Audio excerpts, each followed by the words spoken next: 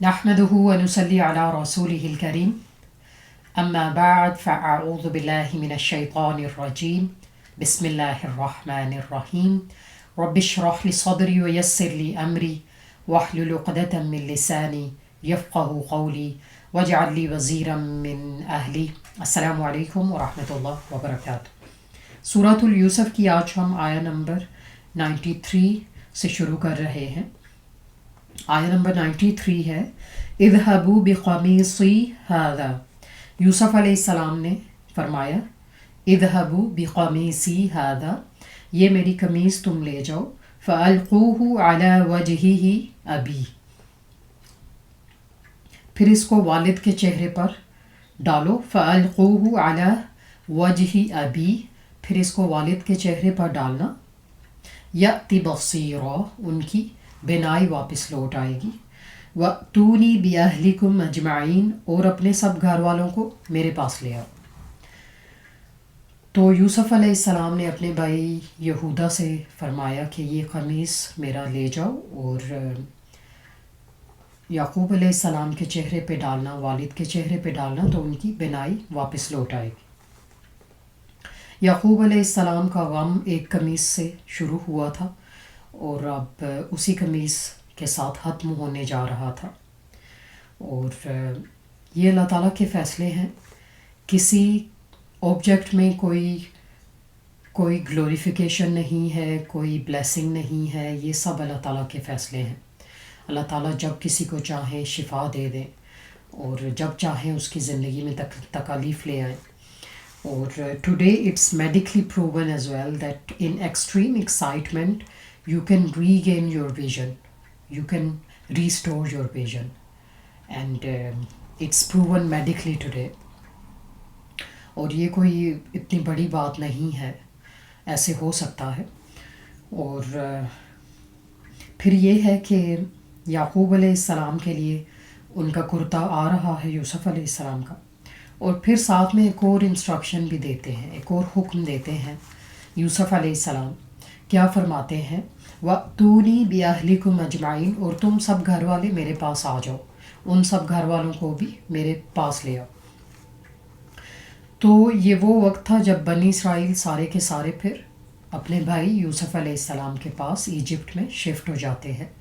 تمام جتنے بھی بھائیوں کی اولادیں تھیں سارے کے سارے وہ مصر کی طرف روانہ ہو جاتے ہیں. اور پھر ہم آگے سنتے ہیں کہ اسی قوم میں موسیٰ علیہ السلام آئے بنی اسرائیل میں. اور بنی اسرائیل جب وہاں پہ موو ہو جاتے ہیں تو بہت اچھا وقت تھا ان پہ.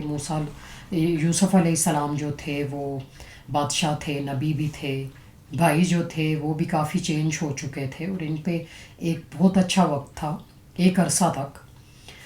پھر جب فرعون ان کی قوم میں آتا ہے تو اس قوم کا ڈاؤن فال شروع ہو جاتا ہے. پھر اللہ تعالیٰ انہی کی قوم میں سے موسیٰ علیہ السلام کو اٹھاتے ہیں، اور کہا جاتا ہے کہ موسیٰ علیہ السلام یوسف علیہ السلام کے بھائی لاوی کی اولاد میں سے تھے. اور لاوی جو تھا وہ یوسف علیہ السلام کی خالہ کا بیٹا تھا. ہوا یہ تھا کہ جب یوسف علیہ السلام کی والدہ انتقال کر گئی تو یعقوب علیہ السلام نے ان کی بہن سے شادی کر لی. تو اسی میں سے ان کی ایک اولاد تھی جس کا نام لاوی تھا. لاوی کی اولاد میں سے آگے موسیٰ علیہ السلام کو اٹھایا گیا. اور پھر کیا ہوا کہ بنی اسرائیل کی جو جنریشن تھی وہ بڑھتی جا رہی تھی، اور جب فرعون آیا تو ان کی تعداد تقریباً 6 لاکھ سے زیادہ تھی. اور پھر ہم فرعون کے بارے میں سنتے ہیں، قرآن میں بہت دفعہ ذکر اللہ تعالیٰ نے فرمایا کہ فرعون جو تھا وہ اس نے ان کے مردوں کو اور عورتوں کو یرغمال بنا کے رکھا تھا، ان کے بچوں کو قتل کرتا تھا اور بہت اذیت میں اس نے رکھا تھا. پھر جب فرعون کی ہلاکت کا وقت آیا تو موسیٰ علیہ السلام کو اللہ تعالیٰ نے کمانڈمنٹس دیں کہ تم اپنی قوم کو لے کے تو فلسطین کی طرف روانہ ہو جاؤ. تو موسیٰ علیہ السلام جو تھے انہوں نے جب سمندر عبور کیا تو پھر فرعون کو غرق کر دیا گیا. اب یہ بھی سننے میں آتا ہے اور احادیث بھی ہیں کہ یوسف علیہ السلام جب فوت ہوئے تو ان کی آخری وصیت یہ تھی کہ جب تم لوگ یہاں سے فلسطین کی طرف جاؤ تو مجھے بھی لے جانا، میری لاش کو بھی ساتھ لے جانا۔ تو اسی طرح یوسف علیہ السلام کو ساتھ کیری کیا گیا جب بنی اسرائیل جو ہیں وہ فلسطین کی طرف روانہ ہوئے تھے۔ تو اس کے بارے میں الگ سے حدیث ہے، انشاءاللہ کسی دن مینشن کریں گے۔ اور میں یہ بتانا چاہ رہی تھی کہ وَأْتُونِي بِأَهْلِكُمْ أَجْمَعِينَ کس طرح سے وہ مصر کے لیے روانہ ہوتے ہیں بنی اسرائیل۔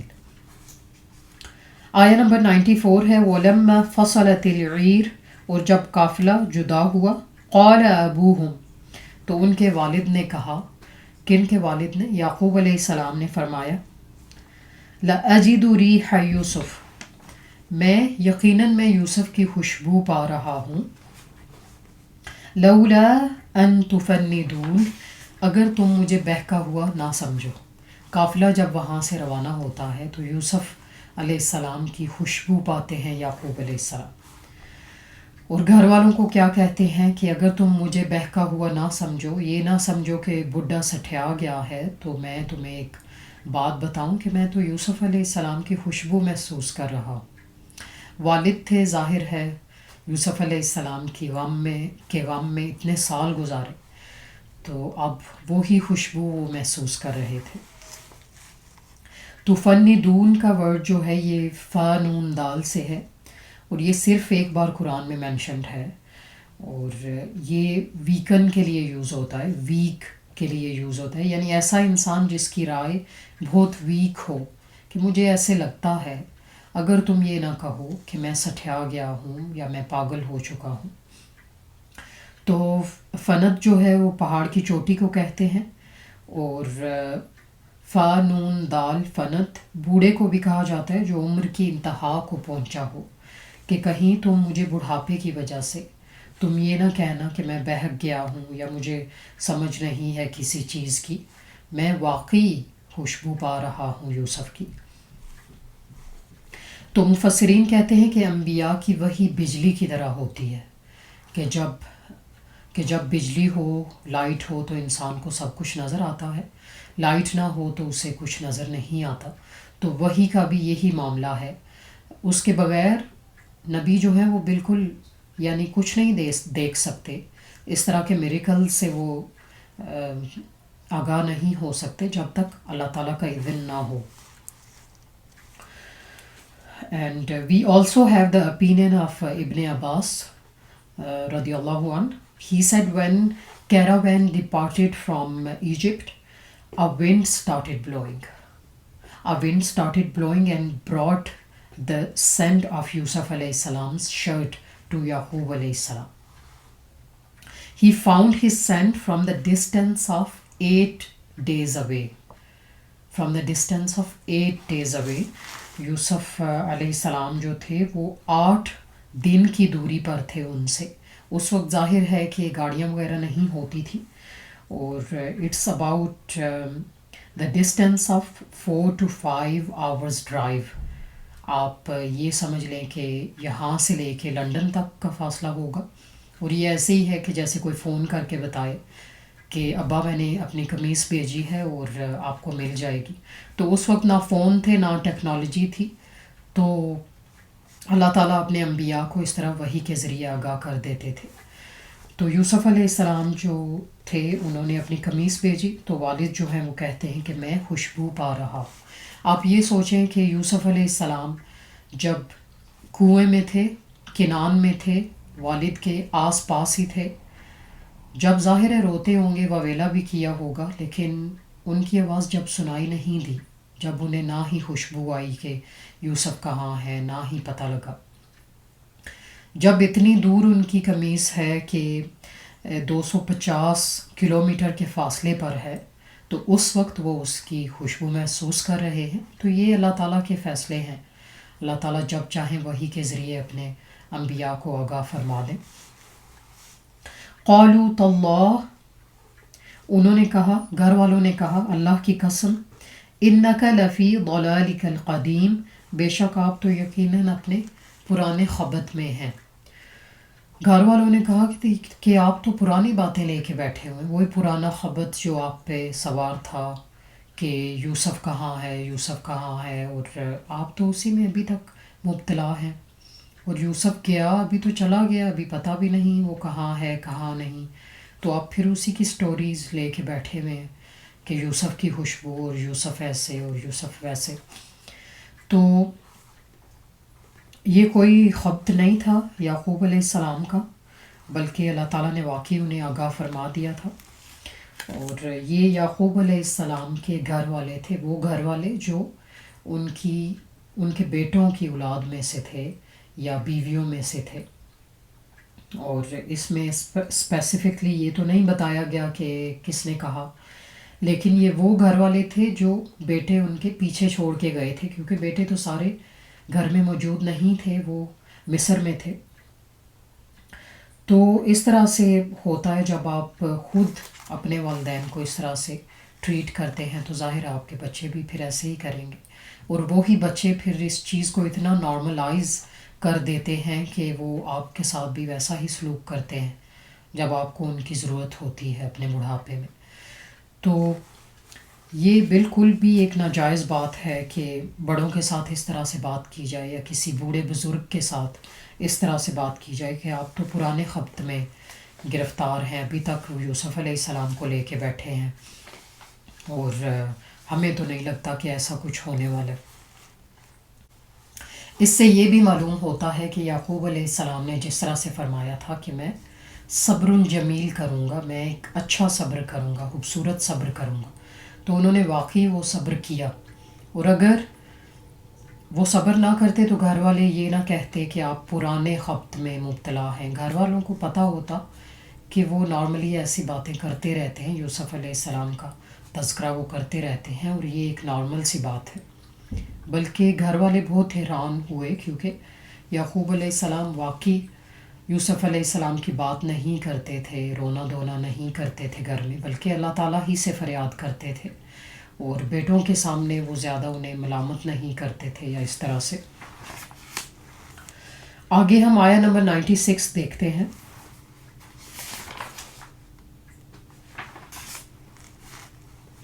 آیا نمبر 96 ہے فَلَمَّا أَن جَاءَ الْبَشِيرُ، سو جب خوشخبری لانے والا آیا، القاہ علی وجہہ، تو اس نے قمیص ڈالا ان کے چہرے پہ، فارتد بصیرا، تو اسی طرح بینائی لوٹ آئی، یعقوب علیہ السلام کی بینائی اسی طرح واپس آ گئی. قال علم،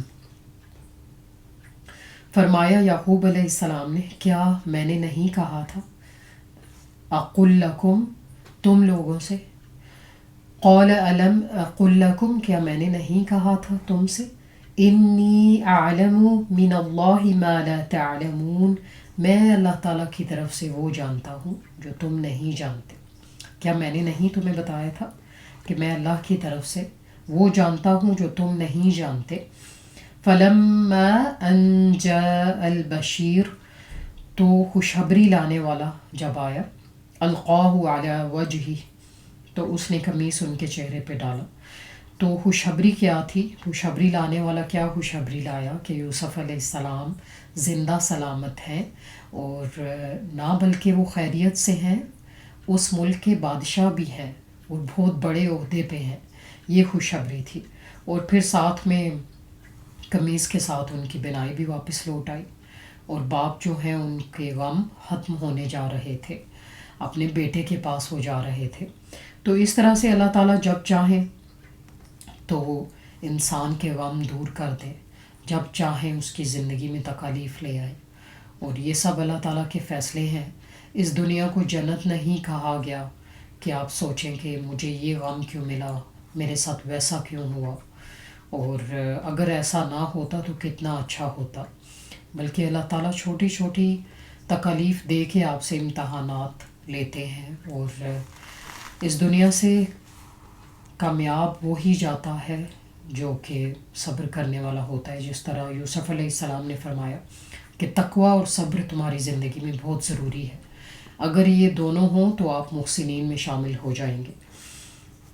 تو یہودا جو تھا وہی انسان تھا جو کہ یعقوب علیہ السلام کے غم کا باعث بنا، وہی جو تھا وہ اسی نے یہ سارا پلان کیا تھا کہ اس طرح سے یوسف علیہ السلام کے ساتھ کیا جائے، اور پھر اب وہی انسان جو ہے وہ قمیص کو واپس لا رہا ہے۔ تو یعقوب علیہ السلام کیا فرماتے ہیں؟ قال الم اقل لکم انی اعلم من اللہ ما لا تعلمون، کہ دیکھا میں نے نہیں کہا تھا تمہیں کہ میں وہ جانتا ہوں اللہ کی طرف سے جو تم نہیں جانتے۔ اور یعقوب علیہ السلام کا یہ کہنا کہ انی عالم من اللہ ما لا تعلمون، میں اللہ کی طرف سے وہ جانتا ہوں جو تم نہیں جانتے، یہ اس بات کا اقرار ہے کہ اللہ تعالیٰ ہی انبیاء کو جب چاہیں انہیں واقعات سے آگاہ کر دیں، الہام کر دیں، وحی کر دیں۔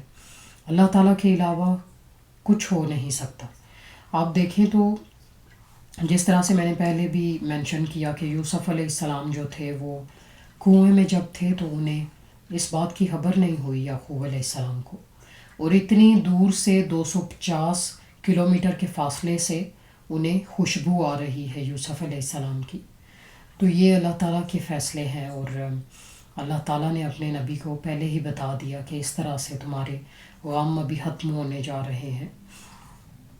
پھر آپ یہ دیکھیں کہ یہودا جو تھا کس طرح سے وہ باپ کے غم کا باعث بنا، اور ابھی وہی انسان جو تھا وہ باپ کے غم ختم کرنے کا ذریعہ بن رہا تھا، اور کس طرح سے وہ قمیص کو لا رہا ہے، اور پھر اس ساری سچویشن کو اس نے اسٹیبلٹی دی کہ باپ کے پاس بھی میں ہی اسے لے کے جاؤں گا تاکہ ان کا غم ختم ہو، کچھ ان کا غم ہلکا ہو، اور میرے سے کچھ ان کی ناراضگی کم ہو۔ تو بچے جو ہیں وہ بچے ہوتے ہیں، اور ہماری طرح وہ بھی غلطیاں کرتے ہیں۔ آپ دیکھیں انسان اللہ تعالیٰ کے حق میں بہت سی غلطیاں کرتا ہے، اللہ تعالیٰ کو اس کا حق نہیں دیتا، تو اللہ تعالیٰ بھی ویسے اگر سزا دینے لگیں جس طرح ہم بچوں کو دیتے ہیں تو دنیا میں کوئی انسان باقی نہ رہے۔ اور بچے آپ دیکھیں جب کوئی غلطی کرتے ہیں تو ہم ماں باپ کتنے فرسٹریٹ ہو جاتے ہیں، اور شاید ہم غصے میں بچوں کو بد دعائیں بھی دینے لگے۔ پھر وہی بچہ کچھ دیر کے بعد کوئی ایسی اچھی بات کرے گا، اگر زیادہ چھوٹے بچے ہوں تو وہی کوئی ایسی اچھی بات کرے گا، اتنی کیوٹ بات کرے گا کہ آپ اتنے خوش ہو جاتے ہیں اس کی بات پہ، اور آپ کو پچھلی ساری باتیں بھول جاتی ہیں۔